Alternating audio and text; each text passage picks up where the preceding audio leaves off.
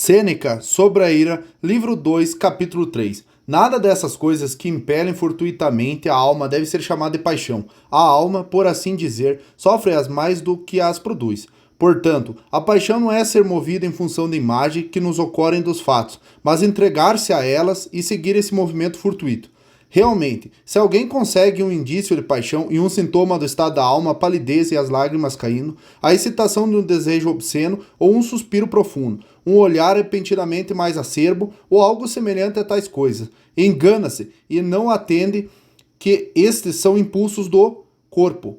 Assim, não só o mais bravo guerreiro por vezes empalideceu enquanto se armava, como também, depois de dado o sinal de combate, os joelhos do mais feroz soldado tremeram um pouco e o coração de um grande general palpitou antes que os hostes se entrechocassem. E no mais eloquente orador, enquanto se preparava para falar, ficaram rígidas as extremidades de seus membros. A ira não apenas deve ser movida, mas deve extravasar. Ela é de fato um impulso. Nunca, porém, existe um impulso sem o assentimento da mente, pois não é possível ser tratada a vingança e o castigo sem que o saiba a alma. Alguém se julgou lesado, quis vingar-se, mas dissuadido por algum motivo, aplacou-se de imediato. A isso não chamou ira, e esse movimento da alma obediente é a razão. A ira é aquela que transpõe a razão, que a arrebata consigo. Portanto, aquele que primeiro abalo da alma, que a ideia de injúria incutiu, não é ira, tanto quanto não o é a própria ideia de injúria. Aquele impulso seguinte, que não apenas recebeu a ideia de injúria, mas a aprovou, é ira, concitação da alma, que procede à vingança por vontade e discernimento. Não há a menor dúvida de que o temor contenha em si a fuga e a ira, o impulso agressor. Vê então se julgas que é possível ou buscar ou prevenir algo sem o assentimento da mente. Capítulo 4. E para saberes como tem início as paixões, ou crescem ou se exacerbam, há um primeiro movimento involuntário, como uma preparação da paixão e certa ameaça, um outro, como uma vontade não contumaz, como se fosse preciso eu me vingar, já que fui ofendido, ou fosse preciso castigar essa pessoa, já que cometeu um delito. Um terceiro movimento e já incontrolado, ele não quer se vingar se for necessário, mas de qualquer maneira ele derrota a razão. Aquele primeiro impacto na alma não podemos evitar pela razão, assim como nem aquelas sensações que dissemos acontecer aos nossos corpos, que o bocejo alheio não estimule o nosso, que os olhos não se fechem ante a súbita aproximação dos dedos. Essas coisas não podem a razão vencer, o hábito talvez e a assídua observação as atenuam.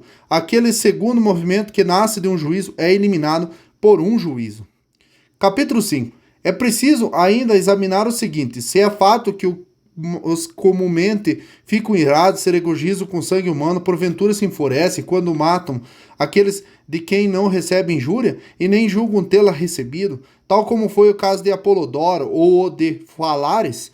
Isso não é ira, é ferocidade, pois não causa um malefício porque recebeu uma injúria, mas está disposta inclusive a recebê-la, desde que possam causar um mal. Não são para a sua vingança que lhes são requeridos açoites e lacerações, mas para seu prazer. O que ocorre, então? A origem desse mal vem da ira, que por ser frequente, prática e satisfação, quando chegou ao esquecimento da clemência expulsou da alma todo o laço humano, converte-se finalmente em crueldade. Assim, pois, riem e se regozijam. Desfrutam um intenso prazer e estão muito distanciados da afeição dos irados, sendo cruéis por diversão. Dizem que Aníbal falou assim quando viu um fosso cheio de sangue humano. Que belo espetáculo! Quanto mais belo lhe teria parecido se tivesse enchido um rio ou um lago? E admirar-nos de que se és intensamente cativado por esse espetáculo, pois que nasceste no sangue e desde criança te afizesse as matanças, há de acompanhar-te uma fortuna que irá favorecer por 20 anos tua crueldade e dará por toda parte a teus olhos um grato espetáculo. Irás assistir-lhe ao redor do Tarcimeno de Canas e finalmente ao redor de tua Cartago. Há pouco, Voleço, procônsul da Ásia, sob o divino Augusto, depois de com uma segure ter abatido 300 num só dia, caminhando entre os cadáveres com semblante soberbo, como se tivesse feito algo magnífico e digno de se contemplar. Proclamou em grego que rege a façanha, tivesse ele sido um rei, o que teria feito? Isso não foi ira, mas um mal maior e insanável.